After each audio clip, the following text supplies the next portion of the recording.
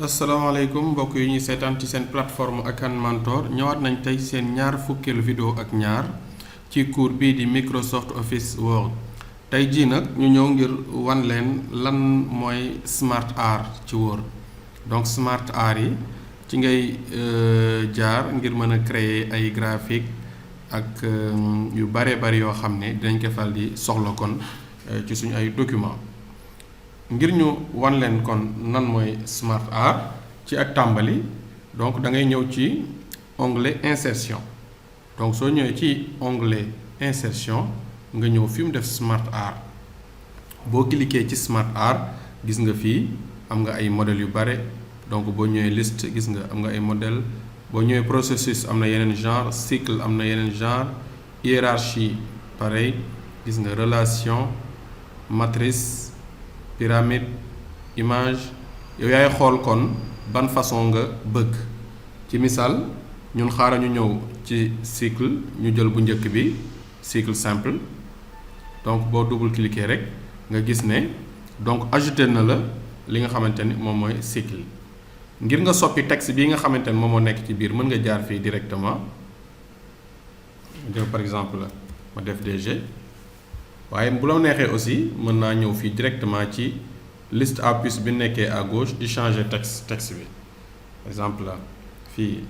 ma dem def dara su fekkente ni dama bëgg a yokk benn cycle mën naa ñëw directement fii ma def par exemple clic droit ci kaw benn ma def clic droit après ma def ajouter une forme donc après la forme ou avant la forme donc soo cliquer rek gis nga ne indi na beneen automatiquement moo nekk nii mën naa jaar aussi beneen yoon bu gën a gaaw c'est-à-dire ma ñëw ci plus bi su ma defee entrée rek dafay daal di créer kon beneen forme nga defaat entrée mu créer nga def entrée mu créer donc tant que yaa ngi def entrée rek dafay créer ay forme su fekkee da nga bëgg supprimer benn forme aussi mën ngaa sélectionner forme bi rek daal di ñëw ci onglet supprimer bi nga xam ne moom moo nekk ci sa clavier donc loolu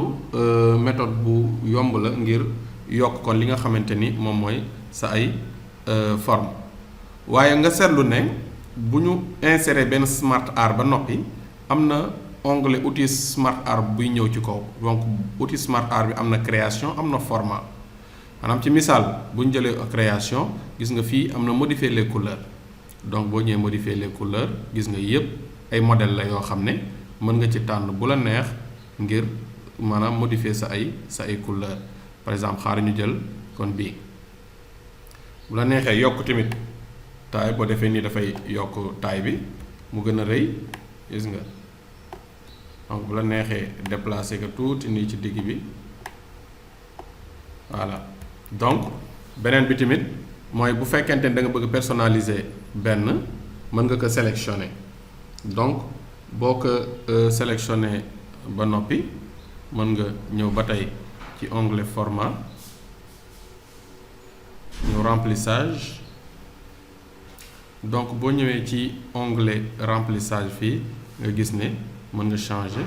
couleur bi par exemple xaar ñu jël couleur bi nga gis ne day jël couleur boobu automatiquement ñu jël bii ñu dem remplissage ñu dem xool mën nga jël bleu gis nga couleur boo teg rek dafa la koy jox en aperçu nga xool ba gis couleur bi la doy nga daal di koy tànn bu la neexee nga ñëw fii image nga dem tànn benn image bu la neex par exemple bon ma jël benn image ni recherché par au hasard rek donc ma jël benn image sélectionner insérer nga gis ne jël na image bi à la place donc yooyu yëpp mën nga ajouter aussi ay effet par exemple nii ay effet prédéfini gisoo donc mën nga sélectionner sax kii bi yëpp voilà bu nga sélectionner yëpp da ngay bës fii bu fekkee benn nga bëgg sélectionner nga cliquer ci kawam donc su mu ñëwee ci effet yi nga gis nga am na effet yu bari yoo xam mën naa ko ci ombre boo ñëwee réflexion lumière bordure et cetera gisoo donc yii yëpp ay forme la yoo xam ni mën nga leen a donc gisoo voilà donc yëpp boo ci teg rek mu wan la kon naka la mën a mel. donc nga xoññoo ba gis bi nga xam ne moom mooy bi la doy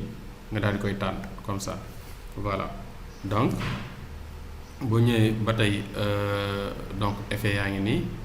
donc ba tey leneen mooy wàllu contour yi. boo xoolee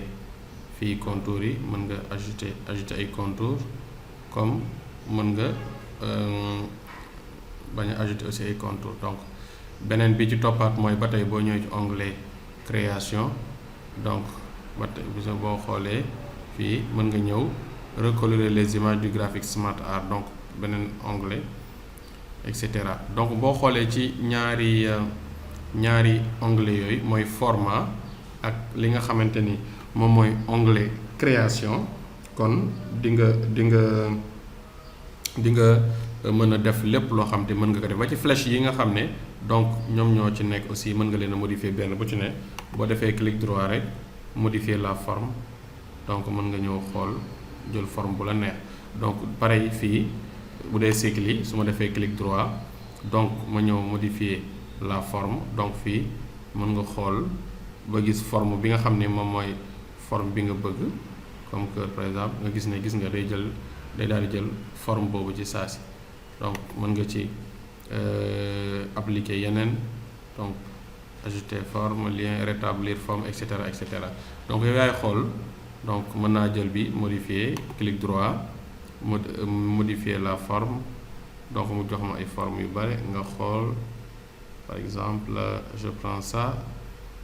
exemple, gis nga ne kon appliqué na ko. donc yooyu mooy yi nga xam ne moom mooy ñaari onglet mooy disposition mooy onglet création ak format nga xam ne boo ci xasee ba ñëw rek donc lépp noo xam bëgg nga ko def ngir modifier sa Smart Art rek kon mën naa nekk. kon loolu lañ leen indiloon tey ci seen 22e vidéo ba tey cours bii di Microsoft Office Word. kon di leen jox daje ci fan yi ci seen beneen vidéo.